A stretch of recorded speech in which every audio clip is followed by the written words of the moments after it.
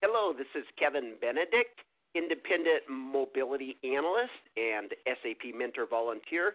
Thank you for joining me today for this video comments and an interview with Neil McHugh from Sky Technologies. He's the Vice President of Sales and Business Development. Thank you for joining me today, Neil. Thank you, Kevin, for having me.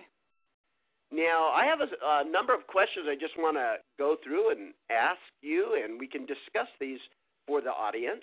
So the first question I want to ask you is, what are some of the biggest challenges you see in mobility today, Neil? Okay.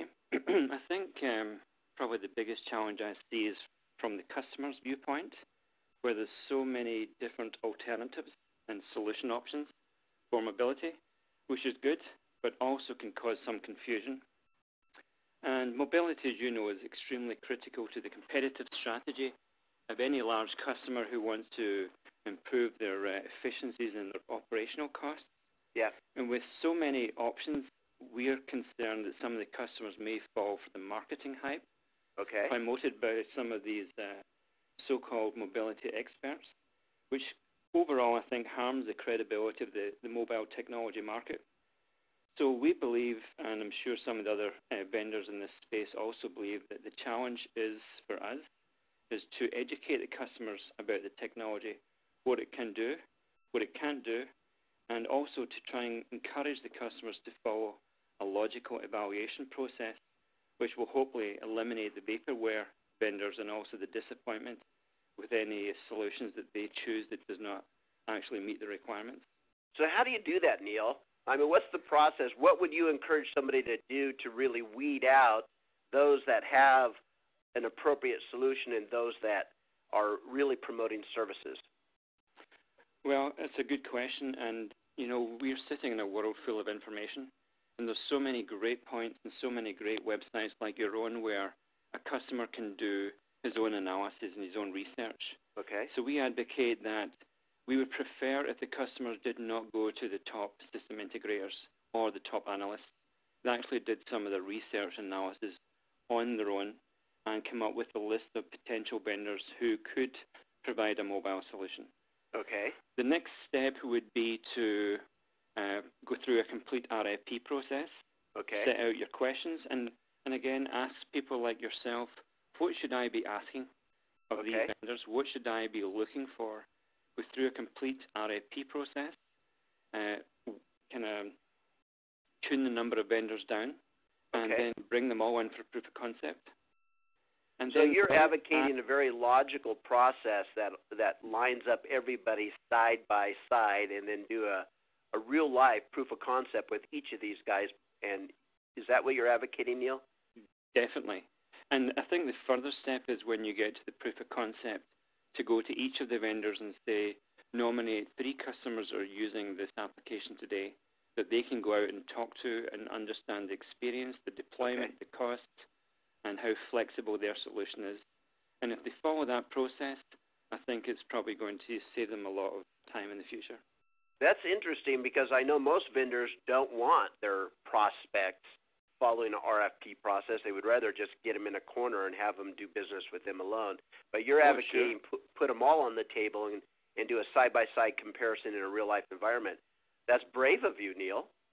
Well, I think it's right for the customer and understand that vendors don't want the competition. But at the end of the day, it's what the customer needs, and we need to ensure that they pick the right solution. Well, very good. Well, thank you for that, Neil. So how are enterprise mobility implementations different from, say, other typical IT projects in your opinion? Well, if I go back into my days of IBM, I used to look at projects, and the developers and engineers would develop the project based on the functionality objectives. And, of course, they would have a timeline and a schedule. And if they could think about how the look and feel, or they could do something about the look and feel at the very end of the project, that was as much user interface capability they would consider. It was all about making it work. How it looked didn't really matter. In mobility, you know, it's all about the applications. It's all about the look and feel, the ease of use. So this type of project is, in some cases, we're working with customers who really don't are not that concerned about the interface and integration to the back end. They are only interested in how the application looks on their mobile phones. We want it to look sexy. It's a very common phrase that we hear. Okay, but so I've been debating this internally, and matter of fact, I'm writing an article about it now. How important is the user interface? Because if it wasn't that much of a concern on a desktop, why is that different than a mobile device? Why not have a green screen and just go through a menu? Well, a couple of good answers, I think, to that one. I think that we are now different from where we used to be when we used green screens. We didn't have these sexy applications running on our personal devices outside of work. So I think that the requirements from the consumer, who is also the consumer in an enterprise environment, are demanding that they have a good user interface. Plus, some of these mobile applications that they're using out in the field, you've got these big engineers with huge fingers with gloves on. There's no way that they're going to, go through these green screens and user interfaces that are just not easy to operate and manage. Got it. So, it's a really interesting mode how the influence of our consumer devices are impacting now how we have to create our enterprise mobile applications. Fascinating. I'm really watching that very closely to see how different companies handle that. The next question I'd like to ask you is, what do companies fail to plan for when they're implementing mobility? Things they might not think about until it's too late. Well, one of the common things that we have found is that a lot of companies decide that they will allow their users to use all their mobile devices. So they'll have Android, they'll have iPhone, they'll have BlackBerry, they'll have laptops. Okay. And I think what they fail to consider and take into account when they're doing the planning is the constant change of the operating systems, the updates to their applications. And they really need to understand that when they bring in so many different devices, they will be consistently doing changes across the network. So they have to think about how they're going to manage these changes, how they're going to do upgrades, how they're going to pass out all the new information to the mobile devices. Oh, yeah. When I look at that, and I've had a lot of experience in that area myself, it can be a nightmare within months of starting. Because just when you're getting one app deployed, all of a sudden the operating system changes. The device you used in your prototype is now no longer the device sold in the stores. Everything can change. So how does somebody resolve that, Neil?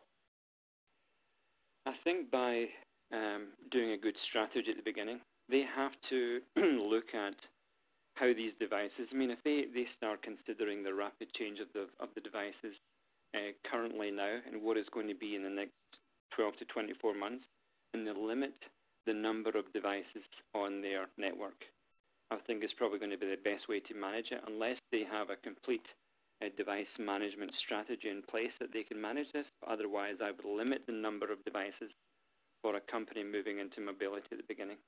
Devices and operating systems. Is that yes, definitely. what you're promoting? Definitely.